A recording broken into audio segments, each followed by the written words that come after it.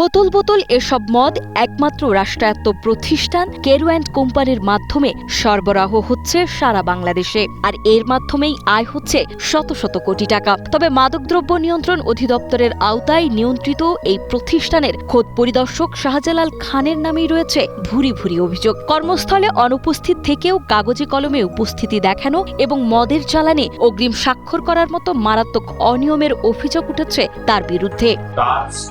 ছাড়া ওখান থেকে কোনো মালই বেরোনোর কথা না। উনি 18 এবং 19 মে 2 দিন উনি হলো ছুটিতে ছিলেন। মাল সরবরাহের যে চালান, সেই চালানে উনি সই করেছেন। দেখা যাচ্ছে যে ওই দিনকে উনি কর্তব্য ছিলেন। এটা কিভাবে সম্ভব?